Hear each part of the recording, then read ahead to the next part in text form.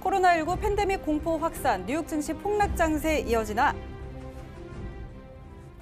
네, 자, 지금 글로벌적으로 계속해서 코로나19와 관련한 우려가 점점 더 커지고 있습니다. 확진자가 늘어나고 또 유럽 지역에서도 사망자가 늘어가면서 점점 걱정이 좀 커지고 있는 모습인데요. 자, 이와 관련해서 오늘 이야기 나눠보도록 하겠습니다. 그동안 그래도 견조하게 올라가주던 뉴욕 증시가 이틀 연속으로 좀 하락을 보였습니다. 굉장히 큰 폭으로 하락을 했는데 다우 지수는 이틀 동안 1,900포인트가 빠졌죠. 자, 이런 상황에서 이제 뉴욕 증시가 이제 폭락 장세가 이어질 것이다 이런 우려도 나오고 있는 상황입니다. 코로나19가 이제 팬데믹으로 확대될 가능성도 있다는 우려도 제기된 상태인데요. 자, 지금 장 상황은 좀 어떻게 봐야 할지 우리 준 차장님은 지금 장 상황 좀 어떻게 보고 계세요? 네, 일단 지금 뭐 이렇게 뉴스나 뭐 이런 걸 보면은 사실 좋은 얘기는 하나도 없는 것 같습니다. 네, 그리고 지금 팬데믹 우려가 나오고 있는데 지금 제가 이렇게 가지고 왔는데 지금 중국 쪽은 이제 확진자가 정체돼 있는 반면 이제 오히려 이제 이탈리아 쪽이 급증하면서 전 세계 지금 사실 지금이 저는 뭐 팬데믹 사태라고 봐도 무방할 정도로 보이는데 네. 지금 세계 곳곳에서 지금 발병자가 나왔거든요. 네, 그래서 여기서 뭐 이제 뭐 팬데믹 사태로 가냐 뭐 이런 우려보다는 사태가 그냥 진정되냐 안 되냐 이렇게 보는 게 더 나을 것 같은데 지금 뭐 이탈리아 같은 경우는 특히 뭐 EU는 뭐 생겐 조약이라고 해서 EU 회원국 간의 이제 출입국 관리 정책을 좀 유연하게 해서 네. 인적 물적 자원의 이동에 이제 제한이 없게 한다. 뭐 이런 조약이 있다고 하더라고요. 그래서 이탈리아 쪽에서 뭐 국경 제한 그런 게 없기 때문에 뭐 이탈리아에 인접한 뭐 프랑스, 스위스, 오스트리아 뭐 이런 쪽으로도 지금 계속 발병 우려는 지금 확산 우려는 계속 여전히 남아 있는 상태고 네. 여기까지 되면은 EU 뭐 전체로 가는 거는 또 사실 시간 문제라고 그쵸. 봐도 무방할 정도거든요. 그래서 저는 이 사태를 지금 너무 뭐 안 좋게만 보니까 조금 좀 긍정적인 쪽으로 보고 싶은데 이 사태가 있기 전까지 미국의 지표들은 사실 굉장히 괜찮았거든요. 네. 일단 지금 그 OECD 선행 지수를 보면은 이게 딱 반등을 하던 시점이었어요. 이때 딱 생긴 거고 또 미국 실업률을 봐도 지금 계속 실업률이 하향하던 네, 사태에서 이런 일이 발생한 그쵸. 거고 또 주택가격 지수 역시 이거는 지금 그 2009년 뭐 리먼 브라더스 그때 이제 버블 정도의 가격으로까지 올라올 정도로 지금 주택 시장은 상당히 호황이었거든요. 네, 그래서 이런 지표를 바탕으로 해가지고 저는 미국 경제는 탄탄하지만 지금 이 코로나 사태로 인해서 지금 잠시의 위협을 받고 있는 정도다. 하지만 여기서 이게 사실 이거를 예측할 수는 없죠. 아무도 그쵸. 이게 뭐 확진이 되냐, 뭐 더 확산이 되냐, 아니면 여기서 진정이 되냐 이거는 되냐. 누구도 이거는 확신을 못하기 때문에 그냥 그쵸. 저의 입장에서 저는 당연히 이것도 해결이 될 일이라고 보고 일시적인 현상이라고 보고 이때까지의 모든 전염병 사태가 항상 이제 진짜 끝나나 이런 시점이 거의 바닥이었거든요. 지금도 사실 뉴스나 언론을 보면은 저는 되게 겁이 나요. 네. 사실 저도 그래서 마스크도 안 쓰는데 마스크를 쓰고 네. 진짜로 체감하는 전염병은 진짜 처음인 것 같아요, 제가. 네. 그래서 지금 이렇게 한국 쪽에서도 확산이 어마어마한 속도로 되고 있는 걸 봐도 사실 무섭긴 한데 이것도 분명히 치료제는 조만간 나올 것으로 예상이 되고 분명히 진정이 되는 순간 분명히 V자의 반등을 보여줄 것이라고 보고 이 탄탄한 미국의 지표나 뭐 OECD 이제 경기 선행 지수를 봐도 분명히 반등하던 시점이었기 때문에 이 사태만 없어지면은 분명히 반등할 걸로 보기 때문에 저는 지금이 어쩌면 저점 매수의 시점이라고 보는데 이렇게 항상 뭐 언론에서도 항상 말을 하더라고요. 분할 매수의 시점이다. 네. 네, 그래서 이렇게 뭐 선물로는 이게 조금 말이 안 되는 얘기긴 하지만 이렇게 지수 쪽으로 본다면 저는 분할 매수의 시점이라고 보고 지금 중국이 어떻게 보면 공급망이기도 하잖아요. 중국에서 모든 반도체 이런 인건비가 싸기 때문에 그쪽에서 많은 물건이 오고 있는데 그게 지금 막혀서 여러 가지 미국 기업들이 피해를 보고 있는데 수요는 아직 그대로 살아 있거든요. 네. 그래서 수요는 계속 유지되는데 공급이 이렇게 추락하는 상황이고 그러면은 분명히 이 상품의 가격 자체는 조금 더 오를 여지가 오르죠. 있으니까 이 사태가 끝나면 이 오른 가격만큼 이익이 나면서 네. 중국도 좀 반등이 좀 더 빠르게 되고 중국은 사실 지금 돈을 어마어마하게 풀었잖아요. 200조 넘게 그쵸. 지금 푼 걸로 아는데 이것을 바탕으로 분명히 증시는 한 번 더 다시 도약을 할 것이고 네, 저는 그렇게 보고 있습니다. 네. 알겠습니다. 자, 지금 일단 코로나19 영향으로 좀 증시가 급락하는 흐름을 보이고 있지만 미국 경제가 이전까지만 해도 굉장히 지표도 좋게 나오고요. 펀더멘털이 탄탄했기 때문에 자, 이제 과연 이 코로나19가 언제 잡히느냐, 좀 진정이 언제 되느냐 이런 부분에 조금 더 집중을 해봐야 될 것 같습니다. 자, 그렇다면 우리 지수트레이더님은 지금 조금 전에 준 차장님이 이야기하셨는데 이 V자 반등이 가능할 거라고 보세요? 지금 준 차장님 말씀은 예, 이제 제가 봤을 때도 V자 반등이 가능하다고 보는데요. 네.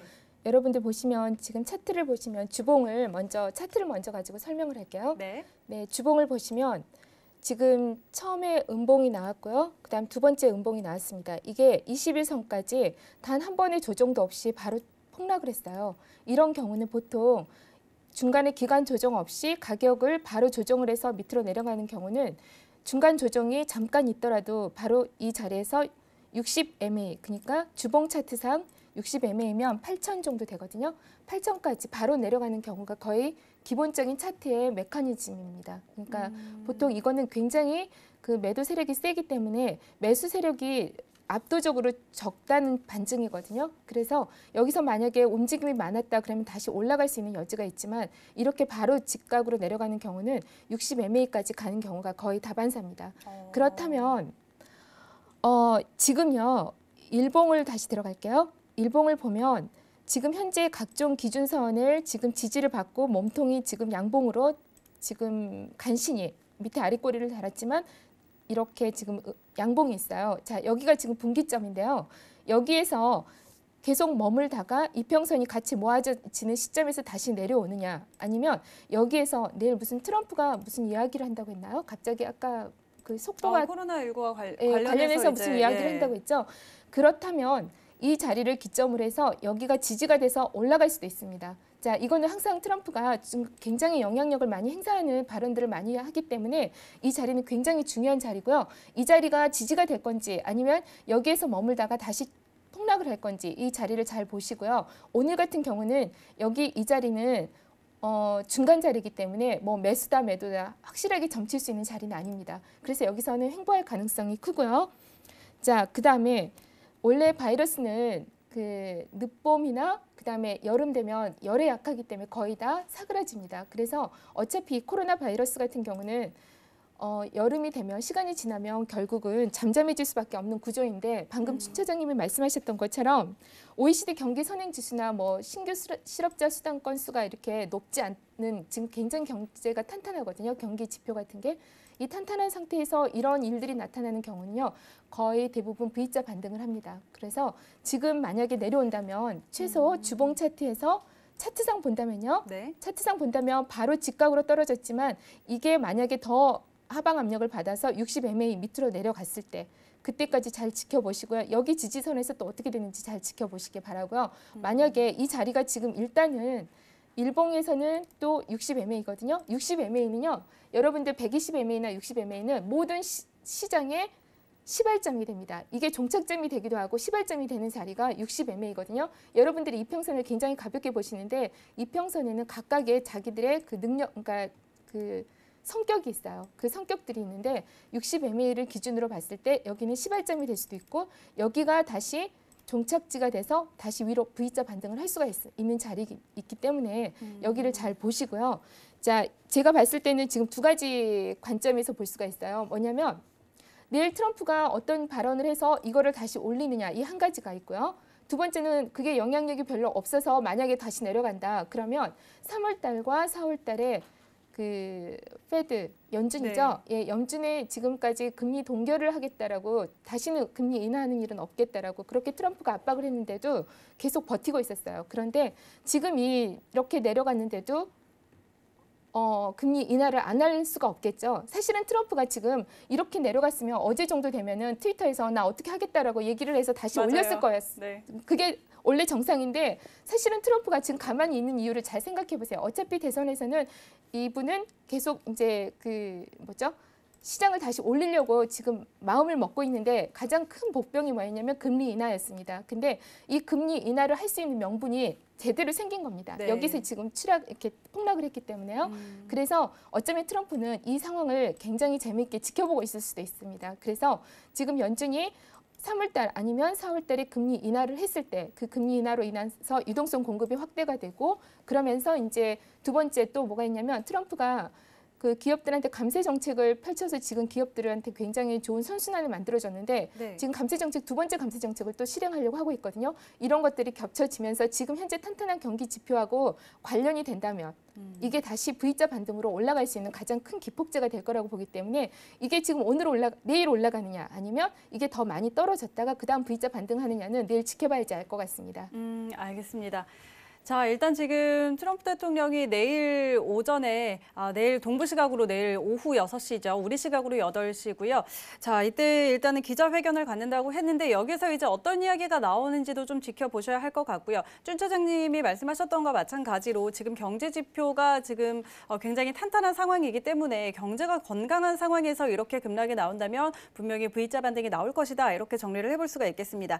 자, 그럼 이제 그 금리 인하와 관련한 이야기가 나와서 준 차장님과도 이 부분 한번 짚어보도록 하겠습니다. 일단 3월 중순으로 FOMC 회의가 예정이 돼 있는데요. 네. 시장에서는 이제 금리가 동결할 거라는 연준에서도 금리 인하하지 않겠다라는 네. 의견 내놓고 있는데 자 지금 이런 상황에서는 계속 금리 인하에 대한 압박이 커지고 있거든요. 그렇죠. 자, 이 부분 어떻게 보세요? 일단 제가 차트를 하나 가져왔는데 네. 여기 이제 미국 경제 전문가들이 이제 과연 금리가 3월 달에 이루어질까 하는 요걸 그래프인데 요 아래 그래프가 이제 3월 그래프입니다. 3월에 금리 인하를 할 것이냐. 근데 이제 수치가 이제 2월이 조금 넘어가서 조금씩 상승하고 있긴 한데 아직은 매우 낮습니다. 하지만 6월 요거 위에 거는 6월 달 이제 예상이거든요. 근데 6월 달에는 이제 50% 이상 할 것이다라고 예상을 하는데 여기서 이제 문제가 지금은 투심 자체가 너무 위축이 돼 있잖아요. 그러니까 만약에 3월에 금리 인하를 한다고 쳐도 3월까지는 이게 진정되기는 조금 어려울 걸로 보이잖아요. 그러니까 3월에 이렇게 위축된 투심이 돈이 풀린다고 해서 증시나 이런 데로 가느냐? 아니죠. 이게 오히려 안전자산인 채권 쪽으로만 갈 여지가 있다. 그래서 금리 인하를 하는데 약간 이게 조금 금리 인하를 하기에는 약간 생각을 해야만 하는 이제 문제인 거죠. 그러니까 코로나 사태가 어느 정도 진정이 돼야지 금리 인하를 했을 때 효과가 있는 거지. 지금처럼 투심이 위축된 상태에서는 금리 인하를 해도 이 풀린 유동성이 꼭 증시나 이렇게 증시를 부양하는 트럼프가 원하는 대로 가진 않을 수도 있다. 뭐 금으로 갈 수도 있고 이렇게 채권으로만 갈 여지가 있으니까 이거는 또 고민해 봐야 될 문제일 것 같는데 제 생각에도 일단 3월 달에 금리 인하는 조금 무리일 것 같습니다. 지금 요 며칠 떨어진 걸 보면 한 10% 조금 안 되게 그 증시가 떨어졌잖아요. 근데 10%도 사실은 어떻게 보면 큰 수치이긴 한데 워낙 급하게 달려온 감이 있다 보니까 그쵸. 어떻게 보면 투자자들은 어느 정도의 조정은 다들 바라고 있었을 겁니다. 저조차도 이건 좀 너무 가파른 거 아닌가, 조금 조정을 받는 게 좋지 않을까 이런 생각을 가졌으니까 여기서 금리 인하를 한다고 하기에는 사실 그렇게 따지면은 금리 인하를 할 그 이유가 너무 그냥 쉬운 거죠. 그러니까 뭐 증시가 10% 정도만 하락하면 다들 금리 인하를 해야 되는 거 아니냐 이런 얘기가 나오니까 이 정도 가지고 금리 인하를 하기에는 연준 자체도 약간 꺼릴 것이고 아까 말씀드렸다시피 이렇게 투심이 위축된 상태에서는 돈이 꼭 원하는 방향으로 안 갈 수도 있기 때문에 3월 달엔 조금 무리일 것 같고 어느 정도 진정이 된 6월 달이 가장 좋은 적기가 아닐까 저는 그렇게 생각하고 있습니다. 네, 알겠습니다.